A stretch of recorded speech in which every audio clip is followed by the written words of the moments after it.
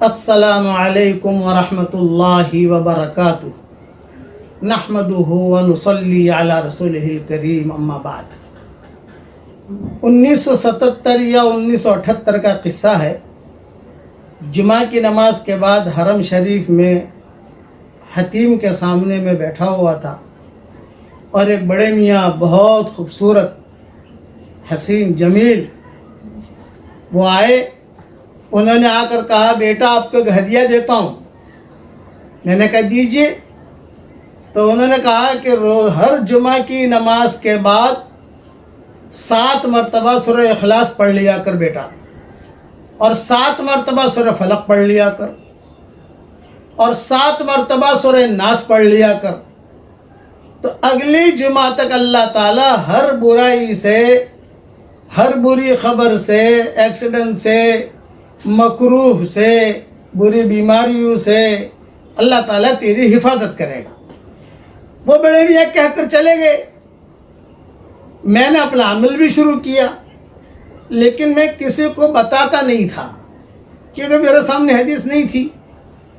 انہوں نے بات بتائی، اسی وقت ہمارا سفر ہوا تھا 1.5 سال، 1.25 سال کا، پورے سفر میں پڑھتے رہے۔ لیکن جب کتابیں دیکھنا شروع کی، کتابیں لکھنا شروع کی، ترجمے کرنے شروع کیے، کتابیں دیکھنے کا موقع ملا تو یہ حدیث ملی۔ اس لیے آپ سب حضرات کو یہ میں بھی بتا رہا ہوں کہ ہر جمعہ کے دن، جمعہ کی نماز کے بعد یا ظہر کی نماز کے بعد، خواتین ظہر کی نماز پڑھتی ہیں ہمارے ہاں، فوراً پڑھنے کی ضرورت نہیں ہے۔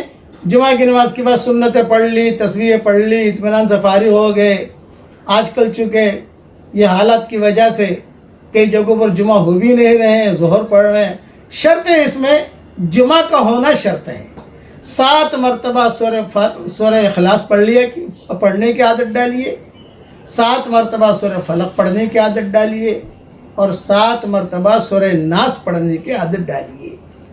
اس کا وقت، بہترین وقت تو یہ ہے کہ بھی سنتوں کے بعد، نفلوں کے بعد پڑھ لیں، لیکن بعض مرتبہ بھول جاتے ہیں تو بھی کوئی حرج کی بات نہیں، چلو عصر تک پورا کر لو جمعہ کے دن۔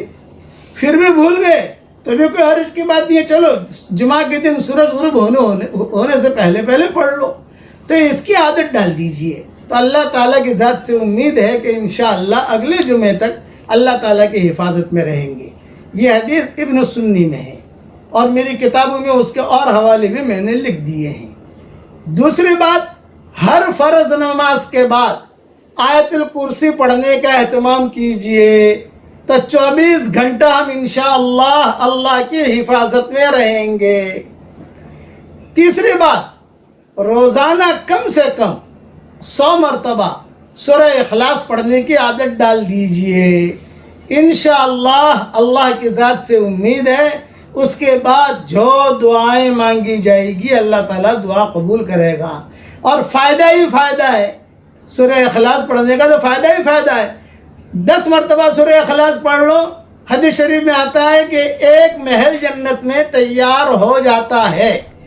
100 مرتبہ روزانہ ہم پڑھیں گے 24 گھنٹے میں انشاءاللہ، تو تقریباً 10 محل تیار ہو گئے۔ اور اللہ قادر ہے، جو اللہ جنت میں محل دینے کے لیے قادر ہے، وہ اللہ انشاءاللہ بمبئی میں بھی آپ کے ہمارے لیے اتار دے گا، وہ بھی قادر ہے۔ یہ میں مذاق نہ ہمارے ساتھیوں کو کہتا ہوں، اللہ لاس اینجلس میں بھی اتار دے گا، مکہ مدینہ میں اتار دے گا، وہ تو قادر مطلق ہے۔ حدیث میں تو آتا ہے جنت میں ملیں گے۔ میرے والد صاحب رحمۃ اللہ علیہ کبھی کبھی ایسا مذاقاً کہتے تھے کہ ارے بیٹا پڑھا کر، کبھی نہ کبھی اللہ تعالیٰ یہاں بھی دے دے گا۔ اللہ تعالیٰ قادر ہے۔ اس لیے یہ 3 باتیں مجھے مختصر عرض کرنی تھی، اس کا اہتمام کیجئے۔ اللہ تعالیٰ مجھے بھی عمل کرنے کی توفیق عطا فرمائے، آپ کو بھی عمل کرنے کی توفیق عطا فرمائے۔ آج کل جو نامناسب حالات چل رہے ہیں، گھروں میں رہیے، گھروں میں رہ کر اللہ کی عبادت کیجئے۔ اللہ تعالیٰ مسجد میں بھی ہے اور اللہ گھر میں بھی ہے۔ میرے والد صاحب رحمۃ اللہ علیہ فرماتے تھے کہ اللہ تعالیٰ قادر ہے، تھوڑا کام کرو نتیجہ اللہ زیادہ نکالے، بہت زیادہ کام کرو نتیجہ نہ نکالے۔ اس لیے جو بھی قانون حکومت کا ہے اس کا بھی ہمیں جو ہے اہتمام کرنا ہے۔ علماء جو بات کہہ رہے ہیں ان کی باتوں پر بھی چلنا ہے۔ اب میرے ساتھ پڑھ لیجئے تاکہ ہمارا کیش بزنس تو ہو جائے۔ پڑھو میرے ساتھ۔ لا الہ الا اللہ وحدہ لا شریک لہ لہ الملک وَلَهُ الْحَمْدُ وَهُوَ عَلَى كُلِّ شَيْءٍ قَدِيرٌ. ہر نبی کی زبان سے جملہ نکلا ہے، ہر نبی کا نور اس میں ہے. اور حدیث شریف میں آتا ہے، طبرانی کی حدیث ہے اور نسائی کی حدیث ہے کہ جو کلمہ ایک مرتبہ پڑھ لے تو اللہ تعالیٰ اس کے چھوٹے سارے گناہوں کو معاف کر دیتے ہیں. میرے چھوٹے گناہ الحمدللہ معاف ہو گئے، آپ بھی پڑھ لیجئے، آپ کے گناہ بھی معاف ہو جائیں گے. اللہ تعالیٰ ایسا کام کرنے کی ہمیں توفیق دے جس سے اللہ راضی ہو جائے، اور جو کام کرنے سے اللہ ناراض ہوتا ہو اس سے ہم سب کو بچنے کی توفیق عطا فرمائے. آمین. وآخر دعوانا ان الحمد للہ رب العالمین.